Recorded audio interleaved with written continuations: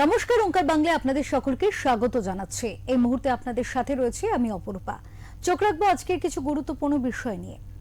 সোমবার সংসদে পেশ হলো পাবলিক এক্সামিনেশনস অ্যামেন্ডমেন্ট বিল 2026। প্রস্তাবিত বিলটিতে গুরুত্বপূর্ণ বেশ কিছু ধারায় শাস্তির ব্যবস্থা রাখা হয়েছে। দোষী সাব্যস্ত হলে অপরাধীদের সর্বোচ্চ 10 বছর পর্যন্ত জেলের মেয়াদ হতে পারে। কঠোর আর্থিক দণ্ডের বিধান রেখে বিলে 10 কোটি টাকা পর্যন্ত জরিমানার প্রস্তাব দেওয়া হয়েছে। এদিন লোকসভার স্পিকার ওম বিড়লা জানিয়েছেন, বিলটি নিয়ে বিস্তারিত আলোচনার জন্য যথাযথ সময় দেওয়া হবে। নির্দিষ্ট সময়ের মধ্যে সাংসদদের এই বিলের উপর সংশোধনী প্রস্তাব জমা দেওয়ার নির্দেশও দেওয়া হয়েছে। কিন্তু কথা হলো, কঠোর আইন এনে কি শান্ত করা যাবে ছাত্র যুবদের? আমরা এই বিষয় নিয়ে আলোচনায় আসব। আমাদের সঙ্গে এই মুহূর্তে রয়েছেন ওঙ্কার বাংলার এডিটর ইন চিফ বিপ্লব দাস। দাদার কাছে আসবো। ধর্মেন্দ্র প্রধানের পদত্যাগকে প্রাথমিক জয় জানিয়ে আন্দোলনকারীরা প্রথমে জানিয়েছিল যে এটাই শেষ নয়। তাহলে কি আরো কিছু রয়েছে যার জন্য পিছু হটতে বাধ্য হলো কেন্দ্র? দাদা। হ্যাঁ অপরূপা, দেখো, এই আন্দোলন দেখিয়ে দিল যে আমরা এতদিন ধরে যে মাধ্যমগুলো, যে মাধ্যম বলতে আমি সংবাদ মাধ্যমের কথায় যদি বলি, গণতন্ত্রের চতুর্থ স্তম্ভ আমরা বলি যে আমাদের সংবাদ মাধ্যম। কিন্তু এই সংবাদ মাধ্যমের এখন মানে সমস্ত কিছু কিন্তু ধীরে ধীরে পরিবর্তন হয়ে যাচ্ছে। কারণ বিশ্ব এখন হাতের মুঠোয়, অর্থাৎ মুঠোফোনের দুনিয়ায়। আমরা কিন্তু মুহূর্তের মধ্যে আর সকালবেলা চায়ের ওই কাপে চুমুক দিয়ে খবরের কাগজ পড়ে খবর দেখব বা খবর পড়ব, বা ওই বাড়িতে বসে একটা নির্দিষ্ট সময় খাটে বা কি বলে বৈঠকখানায় বসে টিভি দেখব, সেই দিনটা কিন্তু চলে গেছে। পুরোটাই হাতের মুঠো এসে গেছে। অর্থাৎ একটা যে কোনো ঘটনা ঘটলে নিমেষের মধ্যে তা ছড়িয়ে পড়ছে, মুহূর্তের মধ্যে আমরা সেই খবর পেয়ে যাচ্ছি। সেটা নিয়ে নানান রকম মানুষের সে পজিটিভ হোক নেগেটিভ হোক এই বার্তা আমরা পাই। অর্থাৎ এই আন্দোলনটা যদি বলা যায় যে এই যে সরকার পিছু হটলো, কেন সরকার পিছু হটলো দুটো বিষয়। একটা হচ্ছে যে প্রায় 34 কোটি আমাদের দেশে 34 কোটি নবপ্রজন্ম বা এই যে জেন জি যেটাকে বলা হচ্ছে, তার মধ্যে প্রায় 40% হচ্ছে বেকার। তো এবং আরও প্রায় 30% মতো রয়েছে যারা হয়তো কিছু কাজকর্ম করে অস্থায়ী।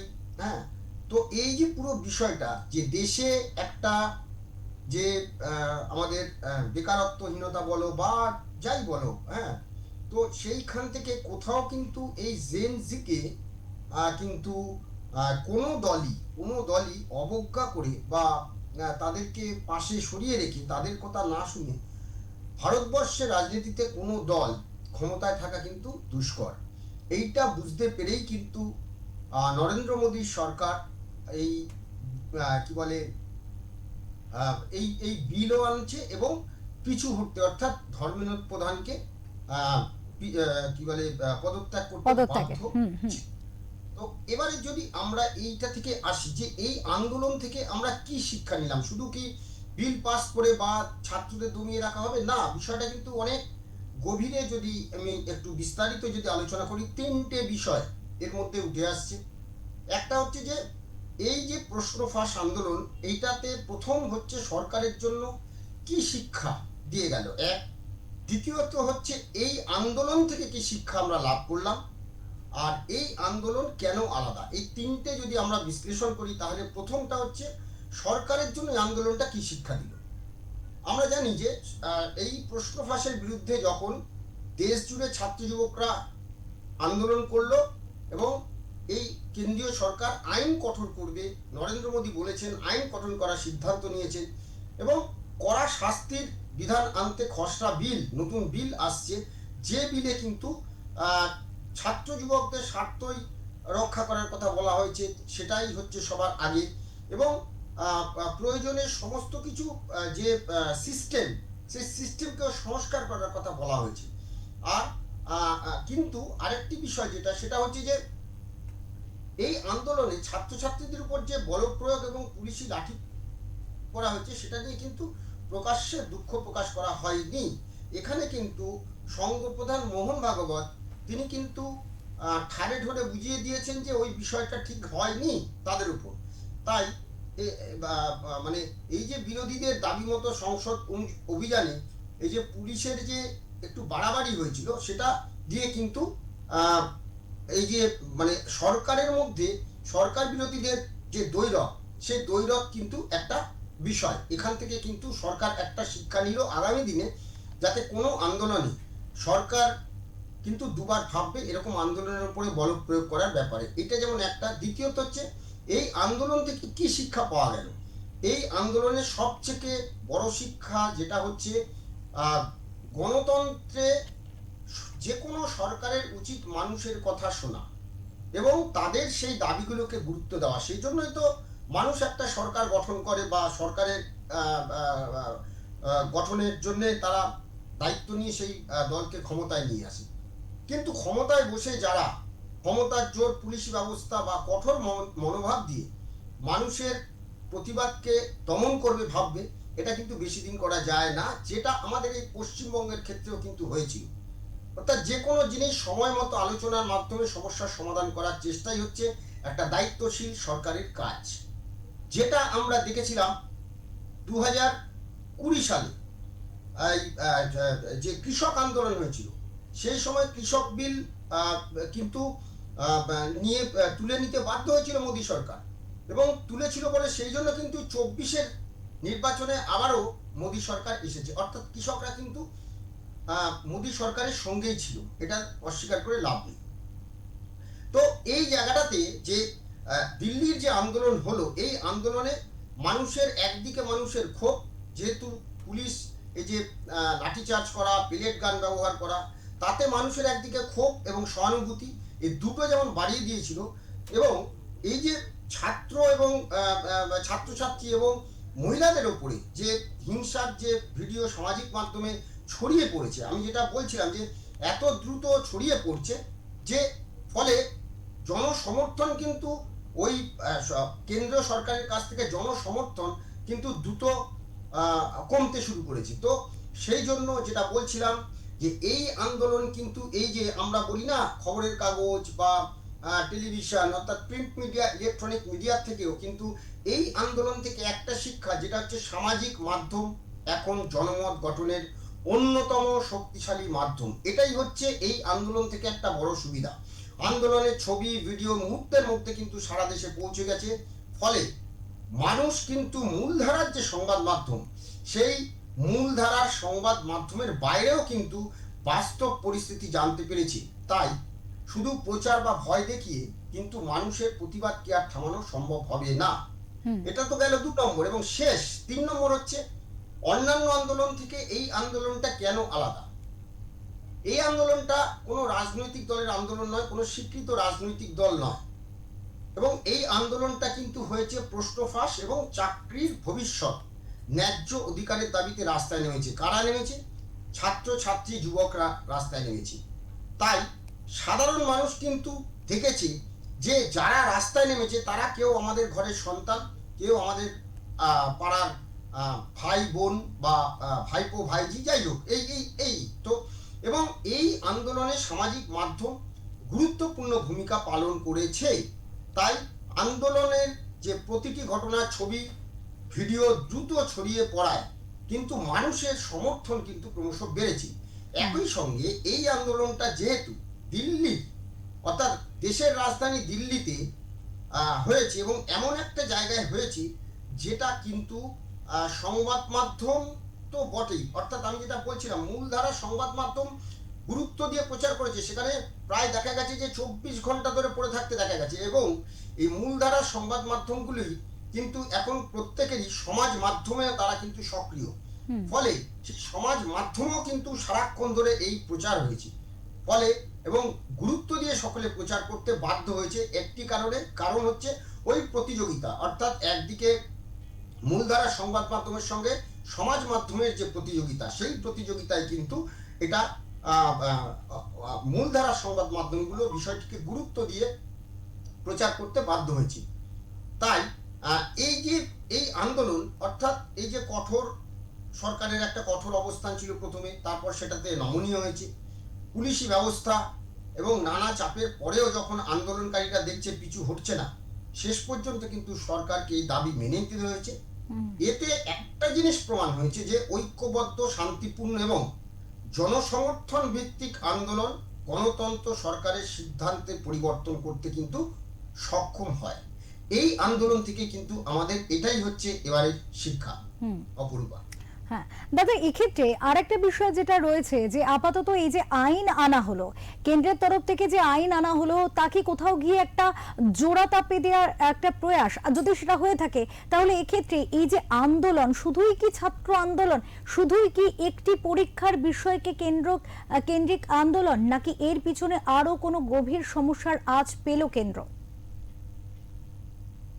না, গভীর সমস্যার আঁচ পেল বা এই যে জোড়াতাপ্পি দিয়ে কোনো বিষয়টা কিন্তু ওইভাবে দেখলে হবে না। হুম আইন ছিল, আইন ছিল না বলা যায় না। হুম আমি যদি প্রশ্নপত্র ফাঁসের মাথা হই, তো আমার তো বিচার হতে হতে কয়েক দশক বোধহয় লেগে যায়। হুম ঠিক আছে, তো সেক্ষেত্রে তখন 10 কোটি টাকা, এবার 10 কোটি টাকা দেওয়ার মতো সঙ্গতি তো আমার থাকতে হবে। হুম 10 বছর জেল হলো আমি মেনে নিলাম, 10 কোটি টাকা দেওয়ার মতো সম্মতি আমার থাকতে হবে।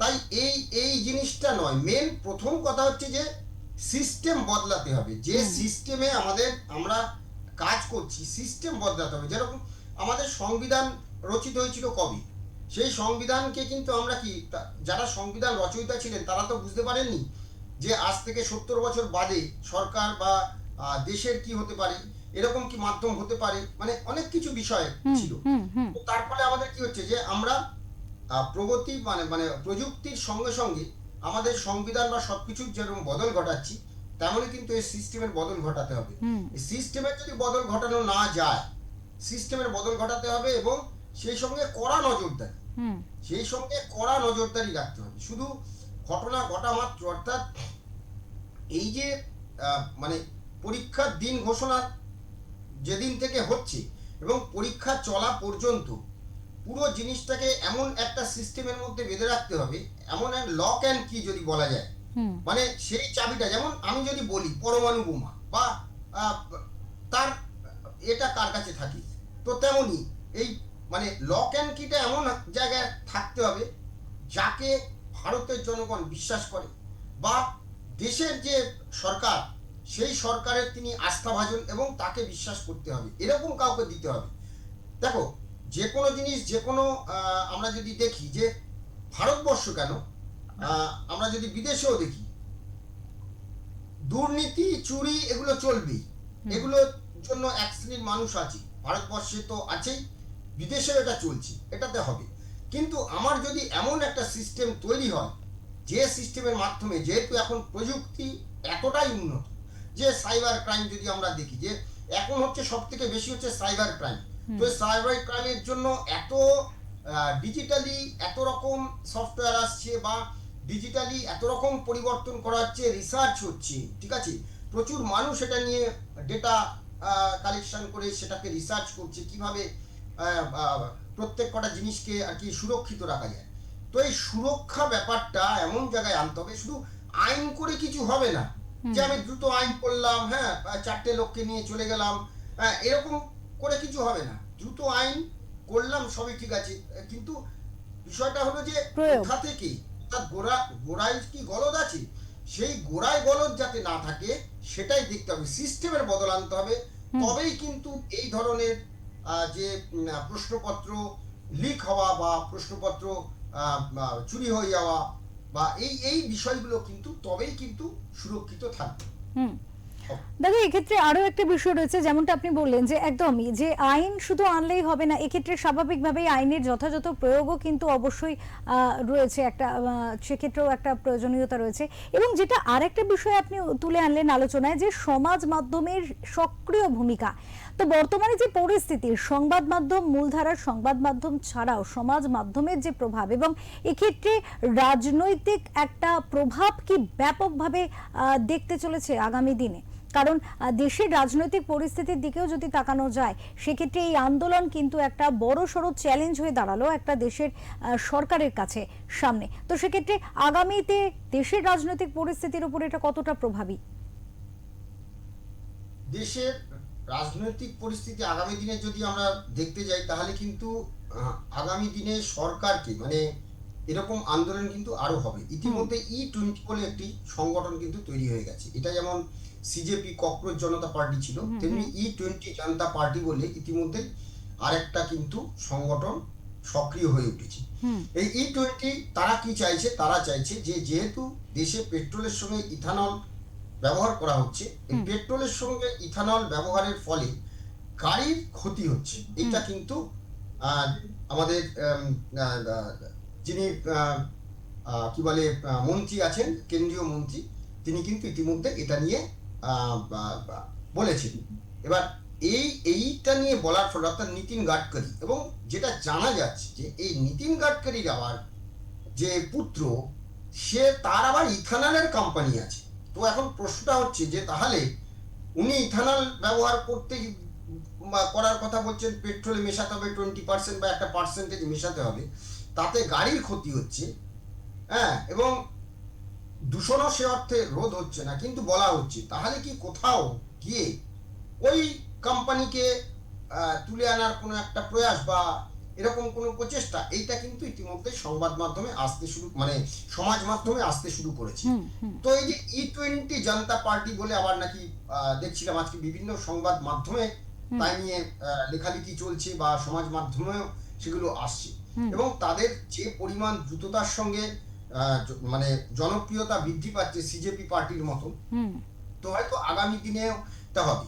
তো এখন কিন্তু এটা মনে রাখতে হবে, মানুষ ভীষণ সচেতন। হুম একটা কোনো কিছু দুর্নীতি যদি হয়, সেই দুর্নীতির শুধু একটা জায়গায় বসে নয়, শুধু ভারতবর্ষে দিল্লিতে বা কলকাতায় বা অন্যান্য রাজ্যে বসে নয়, পৃথিবীর যে কোনো জায়গা থেকে কিন্তু এটা একটা সমাজ প্রতিবাদে মাধ্যম যুক্ত হয়ে যেতে পারে। ছড়িয়ে পড়বে। হুম তো ফলে এইটা কিন্তু ভারতবর্ষের রাজনীতিতে আগামী দিনে, আজকে হয়তো যারা বিরোধী তারা হয়তো এই বিষয়টাকে ভীষণ তোল্লায় দিচ্ছে, তারাও হয়তো, ক্ষমতা তো চিরদিন এক থাকে না, একজনের কাছে থাকে না, ক্ষমতার পরিবর্তন হয়। তো আমাদের রাজ্যেও কেন্দ্রে ক্ষমতায় রয়েছে বিজেপি নেতৃত্বাধীন এনডিএ সরকার। তো আজকে হয়তো এনডিএ যেটাকে আহ, মানে ফেস করছে, যেটাকে তারা ফেস করছে, তো আগামী দিনে কিন্তু এইটা কিন্তু আরো পরবর্তীকালে এটা কিন্তু আরো বাড়বে, কমবে না। হুম তো সেটা এবার বিরোধীরা হয়তো এর সঙ্গে কি হচ্ছে যে তারা তাদের বিরোধিতা করার জন্য, সরকারকে চাপে ফেলার জন্য, সরকারকে প্যাচে ফেলার জন্য, চাপে রাখার জন্য এখন হয়তো তারা এই বিষয়টাকে খুব গুরুত্ব দিচ্ছে বা তাদের সঙ্গে তোল্লাই দিচ্ছে। কিন্তু বিষয়টা হলো যে যখন তাদেরও ক্ষমতার পরিবর্তন হয়ে তারাও ক্ষমতায় আসবে, তখনও কিন্তু তাদের এই বিষয়টা কিন্তু মোকাবিলা করতে খুব আহ, আহ, আহ, কি বলে কষ্ট একটা ব্যাপার আছে, এটা যেমন একদিকে, এবং অন্যদিকে আমি আরেকটা জিনিস বলবো, যেটা যে এই আন্দোলনটা কিন্তু কেন্দ্রীয় সরকারকে একটা শিক্ষা দিয়ে গেল, হুম যে সমাজ মাধ্যমে একটা তৈরি হওয়া সংগঠন, সেটা কিভাবে জনমত তৈরি করে ফেললো সারা ভারতবর্ষের জনগণের মধ্যে। তো হুম আগামী দিনে তো ভাবেই চলবে, যেটা আবার হতে শুরু করেছে। তো এইটাকে প্রথমেই কিভাবে নির্মূল করা যায় বা কিভাবে সেটাকে মোকাবিলা করা যায়, এইটা কিন্তু সরকারের কাছে একটা বড় চ্যালেঞ্জ এখন।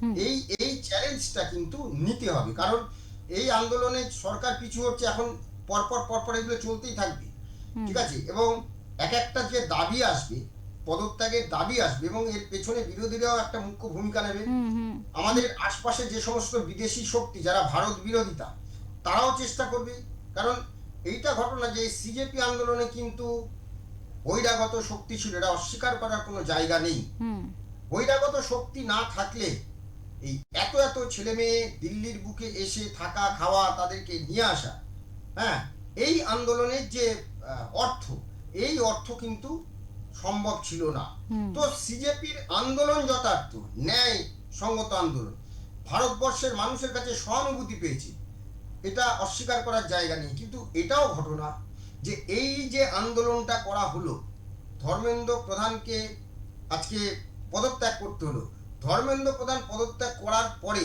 এই যে প্রশ্ন ফাঁস হয়েছে, তা প্রশ্ন কি আবার ঠিক হয়ে গেল? বা পরের বার কি আর প্রশ্ন ফাঁস হবে না, কেউ গ্যারান্টি দিতে পারবে?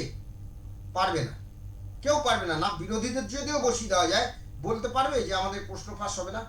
প্রশ্ন ফাঁস যাতে না হয় সেই জায়গাটা দেখতে হবে। আমাদের এখানে মুশকিলটা হচ্ছে সবকিছু নিয়ে রাজনীতি হয়।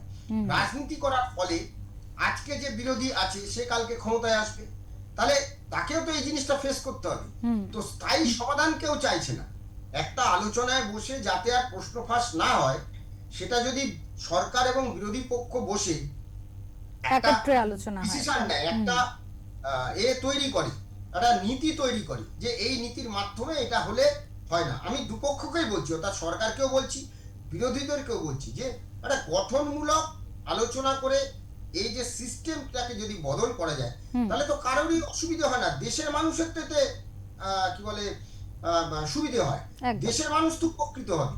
তো সেটা কিন্তু হয় না। ফলে এইটার ঘটনা যে আগামী দিনে কিন্তু এইরকম আন্দোলন সরকারকে ফেস করতে হবে। কিন্তু যেহেতু এইরকম একটা আন্দোলন সরকার ফেস করলো, তাই তাদেরও কিন্তু plan A, plan B, plan C তারাও কিন্তু ভেবে রাখছে। একদম। অনেক ধন্যবাদ দাদা, অনেক ধন্যবাদ আপনাকে আমাদের সাথে এই গুরুত্বপূর্ণ আলোচনায় থাকার জন্য। আমরা যে বিষয় নিয়ে আলোচনা করলাম তা শুধুমাত্র একটি আন্দোলন নয়, এই আন্দোলন থেকে উঠে আসা একগুচ্ছ বিষয় কিন্তু এসে দাঁড়িয়েছে। আগামী দিনে রাজনৈতিক ক্ষেত্রে, সামাজিক ক্ষেত্রে পরিবর্তনের কিন্তু একটা সম্ভাবনা কোথাও তৈরি হচ্ছে, যেখানে শুধুমাত্র সংবাদ মাধ্যম নয়, সমাজ মাধ্যমও কিন্তু গুরুতর একটা নিজের জায়গা তৈরি করছে এবং যা অনেকাংশে প্রভাবী হয়ে উঠছে। আগামী দিনে এই প্রভাব হয়তো আরো বাড়বে, তাই সচেতন হতে হবে দেশের সরকারকেও।